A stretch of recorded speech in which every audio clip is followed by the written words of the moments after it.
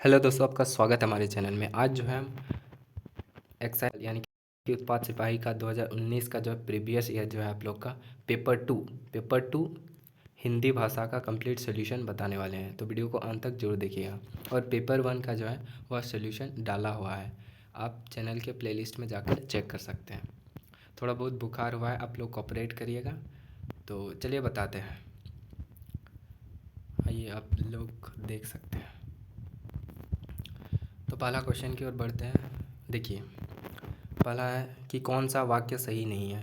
तो देखिए, इसमें से सही हो जाएगा वह हो जाएगा भारत परिवर्तनशील होती है, भारत नहीं, भाषा परिवर्तनशील होती है। एक का सी आंसर हो जाएगा। इसके बाद देख सकते हैं इनमें से कौन स्वर वर्ण है।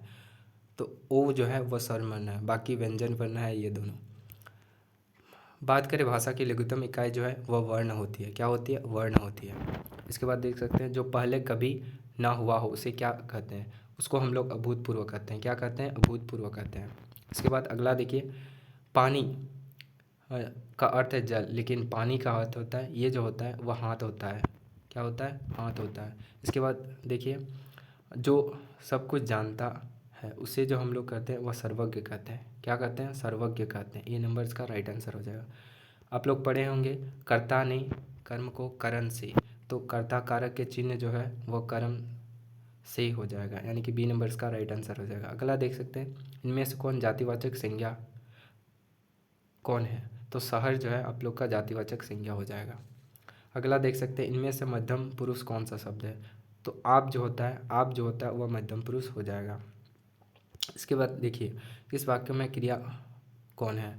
तो टहलना जो है क्रिया हो जाएगा। जिसमें ना लगा रहता है, जैसे रोना धोना खाना पीना सोना, वो आपका क्रिया हो जाएगा। लास्ट में ना दिया रहेगा उसको हम लोग या ना लगा सकते हैं, मूल धातु में ना लगा सकते हैं तो उसका क्रिया का बोध होता है। अगला देखिए, इनमें से कौन विशेषण कौन है। तो सूखा जो है आपका विशेषण हो जाएगा, बाकी सब विशेषण नहीं है। परिणामवाचक मतलब क्या होता है? परिणामवाचक मतलब होता है जिस पे आप नाप तोल कर सकते हैं। तो कम से भी नाप तोल करते हैं, सारा से भी और किलोग्राम से भी, यानी कि डी नंबर इसका राइट आंसर हो जाएगा। डी नंबर इसका राइट आंसर हो जाएगा। इनमें से कौन वाक्य सही है। तो देखिए, कारक की 8 विभक्तियाँ होती है। विशेषण जो है संज्ञा की विशेषता बतलाता है और विशेषण सर्वनाम की विशेषता बतलाता है। तो संज्ञा और सर्वनाम जो है वह दोनों की विशेषता विशेषण बताता है, यानी कि बी सी दोनों सही है और कारक में 8 विभक्तियाँ सही है, यानी कि इसका जो आंसर हो जाएगा वह डी नंबर हो जाएगा सभी। अब बात करें 14 नंबर। 14 में देखिए, ज्ञान सागर। जब दो अलग अलग शब्द, ज्ञान अलग मीनिंग बताए और सागर अलग, तो हम लोग अलग अलग बात वाक्य को, यानी कि ज्ञान सागर को हम लोग कह सकते हैं ज्ञान का सागर, इसलिए जो है तत्पुरुष समास हो जाएगा। पढ़िएगा तो पता चल जाएगा। सदाचार का संधि विच्छेद जो है वह सद प्लस आचार होता है। अगर गलत हुआ तो ज़रूर से कमेंट में बताइए ये गलत बताए हैं। और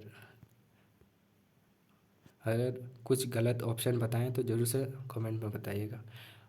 अब बात करें आँख दिखना। आँख दिखाना का क्या होता है? आँख दिखना का जो है वह गुस्सा दिखाना होता है, यानी कि सी नंबर इसका राइट आंसर आ गया। अगला है दिल्ली दूर है का अर्थ है। तो दिल्ली दूर का अर्थ क्या हो जाएगा? कठिनाई अभी बाकी है। ए नंबर इसका राइट आंसर हो जाएगा। कान खड़े होना का क्या अर्थ है? तो कान खड़े होना का जो है सावधान होना होता है। इसके बाद ज़मीन आसमान एक करना, तो क्या हो? बहुत प्रयत्न करना हो जाएगा। मैदान मारना का क्या अर्थ है? मैदान मारने का अर्थ है जीतना। 9 10 11 का सिंपल क्वेश्चन है कि ये जो है वह मुहावरा होता है। अगला देखिए, अगला है ऊँट के मुंह में जीरा का क्या अर्थ है। तो ऊँट के मुंह में जीरा का अर्थ है ज़रूरत से बहुत कम, यानी कि डी नंबर इसका राइट आंसर हो जाएगा।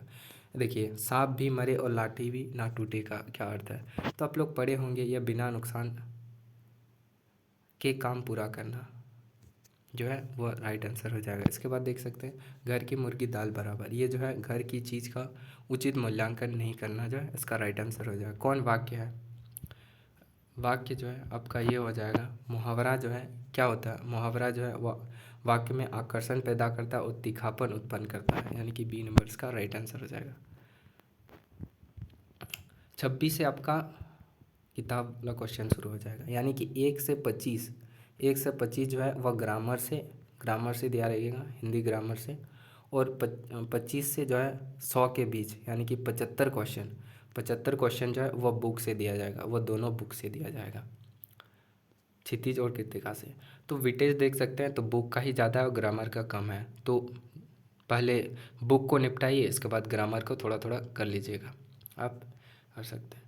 और मेरिट जो है वो बुक से ही होने वाला है, देख सकते हैं। और क्वेश्चन भी है बुक से ही, हार्ड क्वेश्चन पूछा गया है, देख सकते हैं। सना सना हाथ जोड़ी के लेखक क्या है, कौन है? तो ये जो है आपका मधु काकरिया जो है वह है। इसके बाद मधु काकरिया का जन्म कहाँ हुआ था? तो मधु काकरिया का जो जन्म हुआ था वह कोलकाता में हुआ था। इसके बाद शिव प्रसाद मिश्र रूढ़ की कृति है, रूढ़ की कृति है ये जो है आपका बहती गंगा आंसर हो जाएगा। इसके बाद जो है सना सना हाथ जोड़ी में किस राज्य की चर्चा है? तो ये जो है सना सना हाथ जोड़ी जो है आप लोग सिक्किम राज्य की चर्चा के बारे में बात किया, आप पढ़िएगा तो पता चल जाएगा। सना सना हाथ जोड़ी किस प्रकार की रचना है? तो ये जो है वह यात्रा वृत्तांत है। अगला क्वेश्चन की बात करें, सना सना हाथ जोड़ी रचना किस पुस्तक से संकलित है? तो ये कृतिका भाग 2 से संकलित है। इसके बाद देख सकते हैं गंगटोक का असली नाम क्या है? तो गंगटोक है। इसके बाद ही ठैया झुलनी हैरान हो रामा के लेखक कौन है? तो ये जो है ये आपका जयशंकर प्रसाद है। सी नंबर इसका राइट आंसर हो जाएगा। इसके बाद टुनू और दुलारी किस कहानी के पात्र हैं? तो ये जो है अही ठैया झुली हैरानी हो रामा की जो है पात्र है। इसके बाद प्याज और हरी मिर्च के साथ दुलारी की कटोरी में क्या था? तो ये जो था चना था। ऑप्शन सी नंबर इसका राइट आंसर हो जाएगा। अगला 36 नंबर, टूनू और दुलारी पहली बार कहाँ मिले थे? तो टूनू और दुलारी जो है वह कजली और दंगल में मिले थे। अगले बार टूनू कैसा व्यक्ति था? तो टूनू जो है आप लोग का कमज़ोर व्यक्ति था। 38 की बात करें, टूनू कहाँ मारा गया था? तो टूनू जो है वह टाउन हॉल में मारा गया था। अगला मैं क्यों लिखता हूँ का लेखक कौन है? तो मैं क्यों लिखता हूँ का लेखक जो है वह आपका अज्ञेय है, बी नंबर ऑप्शन। अगला है मैं क्यों लिखता हूँ के लेखक किस विषय के विद्यार्थी थे? तो ये जो थे आप लोग को पता होगा, जो पढ़े हैं जानते होंगे, वे विज्ञान विषय के विद्यार्थी थे। मैं क्यों लिखता हूँ लेखक को कहाँ जाने का अवसर मिला? तो चीन जाने का अवसर मिला था। शिव पूजन रचनावली कितने खंडों में प्रकाशित है? तो ये जो है आप लोग देखिएगा 5 खंडों में जो विभाजित है।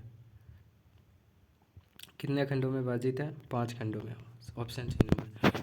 कमलेश्वर किस पुरस्कार से सम्मानित है? तो साहित्य अकादमी और पद्म भूषण दोनों से सम्मानित थे, यानी कि ऑप्शन नंबर सी इसका राइट आंसर हो जाएगा। अज्ञेय का पूरा नाम क्या है? तो अज्ञेय का जो पूरा नाम है आप लोग देखिएगा सचिनानंद वात्स्यायन जो है उसका पूरा नाम है। हिरोशिमा कहाँ है? तो सबको पता होगा जापान में है, हिरोशिमा नागासाकी। हिंदी आसानी से क्या की जा सकती है? तो देखिए हिंदी आसानी से बोली जा सकती है, लिखी जा सकती है, पढ़ी जा सकती है। हमको जो लगता है ए नंबर राइट होना चाहिए, बोली जा सकती है।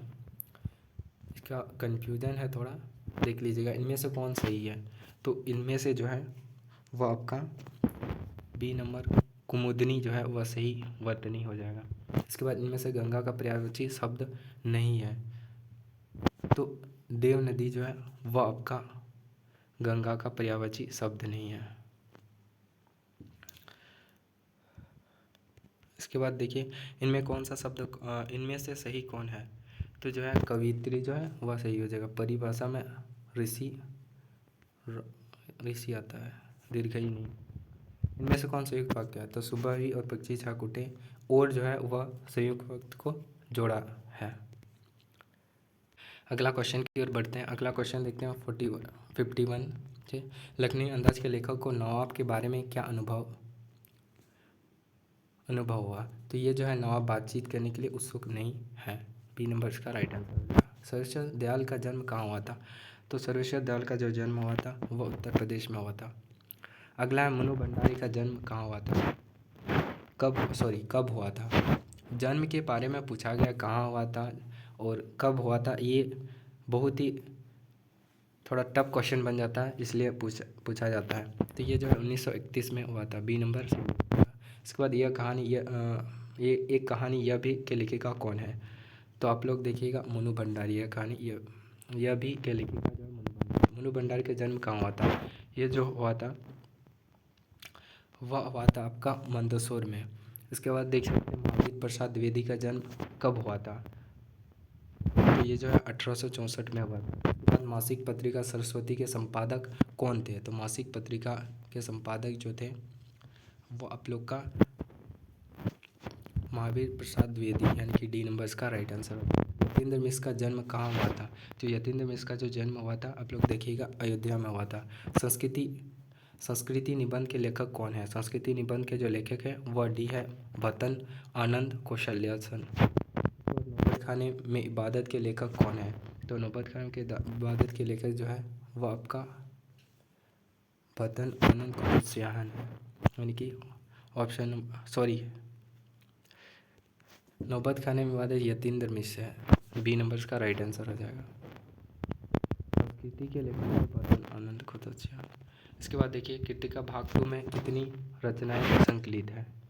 तो इसमें जो है 5 आंसर हो जाएगा। इसके बाद कृतिका भाग 2 की सभी रचनाएं वशिष्ठ है। तो गद्य में, शिल्प और प्रस्तुति में, तीनों में, यानी कि इनमें से सभी, डी नंबर राइट आंसर।